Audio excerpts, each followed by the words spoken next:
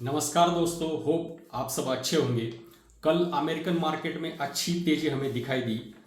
Dow Jones, Nasdaq, S&P 500 में अच्छी तेजी हमें दिखाई दी और सबसे ज़्यादा अच्छी तेजी हमें नैस्डैक में दिखाई दी। ये हमारे आईटी कंपनियों के लिए बहुत ही अच्छी बात है।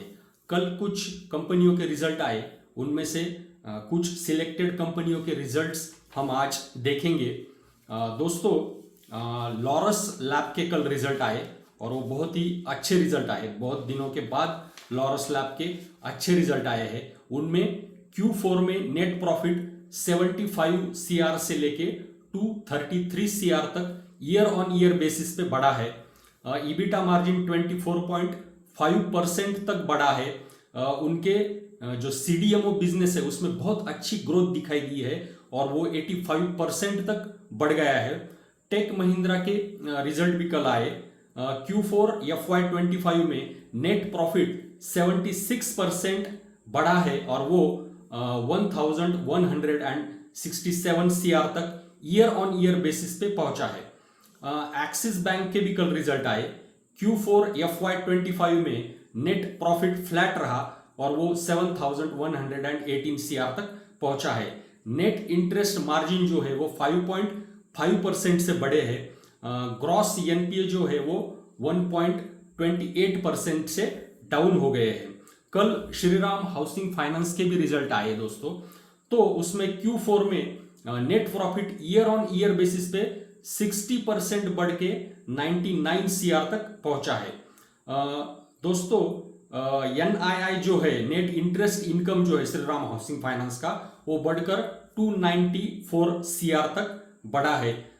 छोटे शहरों में टियर 1 टियर 2 में स्ट्रॉन्ग लोन ग्रोथ के चलते इतने अच्छे रिजल्ट हमें दिखाई दिए हैं। कल रुपी एप्रिसिएट हुआ 16 पैसे से और वो 85.27 पे सेटल हुआ। कल डॉलर इंडेक्स 0.42% गिरा है और वो 99.43 पे सेटल हुआ है।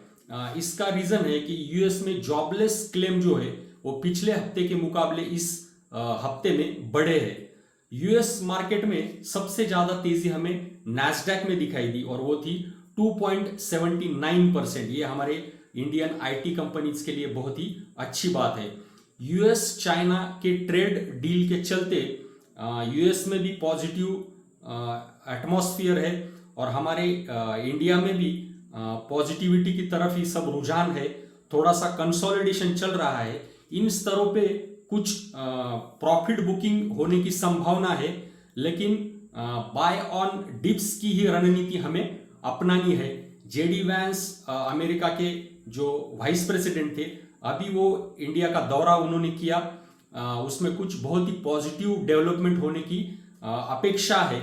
इंडो यूएस जो प्रोक्लेमेशन है उसके तहत एनर्जी, टेक्नोलॉजी, डिफेंस के चलते हमने जो ट्रेड डील्स की थी उसके बारे में भी चर्चा हुई है। उसमें क्या क्या डेवलपमेंट होता है वो देखना पड़ेगा और अक्टूबर तक ये सारी जो डील्स है वो कंप्लीट होगी, ऐसा विश्वसनीय सूत्रों की तरफ से जानकारी मिलती है दोस्तों।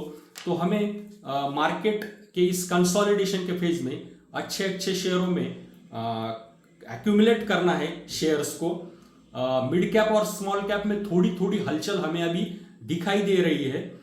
फिर भी लार्ज कैप के जो वैल्यूएशंस है वो वैल्यूएशंस हमें फेयर लग रहे हैं। कल SBI लाइफ का रिजल्ट आया था, हालांकि वो मिक्स था, फिर भी आज उस शेयर में बहुत अच्छी तेजी हमें दिखाई दी है। क्योंकि हमें लाइफ इंश्योरेंस सेक्टर पे ध्यान देना है, क्योंकि इंडिया में उसका पेनिट्रेशन बहुत ही कम है। जो डेवलप्ड नेशंस है उनके मुकाबले हमारे देश में बहुत ही कम पेनिट्रेशन होने की वजह से उसमें बहुत बड़ा स्कोप हमें दिखाई दे रहा है। इस मार्केट में बैंक और NBFC पे हमें ध्यान देना है। ऑयल मार्केटिंग कंपनी पे हमें ध्यान देना है। ऑयल मार्केटिंग कंपनी में HPCL पे हमें खासकर ध्यान देना पड़ेगा। उसके मार्जिन अच्छे रहने की पूरी संभावना है। हालांकि किसी भी शेयर में हमारी बाय और सेल का रिकमेंडेशन बिल्कुल नहीं है। जो भी डिसीजन लेना है वो अपनी रिस्क, अपना एनालिसिस करके लेना है और अपने फाइनेंशियल एडवाइजर को पूछ कर ही सारी चीजें करनी है दोस्तों। हम किसी भी तरह का कोई भी रिकमेंडेशन इस चैनल पर नहीं देते, सिर्फ एजुकेशनल पर्पज के लिए हमारा वीडियो होता है। और दोस्तों हमें इस तेजी की जो लीडरशिप है शॉर्ट टर्म में वो आईटी की कंपनियां लेंगी, लेकिन हमें लॉन्ग टर्म के लिए प्राइवेट सेक्टर जो बैंक है उन पर हमें ज्यादा ध्यान देना है। एचडीएफसी बैंक का जो शेयर है वो पिछले रैली में उसने बिल्कुल पार्टिसिपेट नहीं किया है, आप उस पर भी ध्यान दे सकते हो। लेकिन फिर मैं एक बार कहता हूं कोई भी बाय या सेल का रिकमेंडेशन हमारा नहीं है। दोस्तों आपको इस चैनल का कंटेंट अच्छा लगता है तो लाइक और शेयर कीजिए और इस चैनल को जरूर सब्सक्राइब कीजिए। यहीं पे रुकते हैं।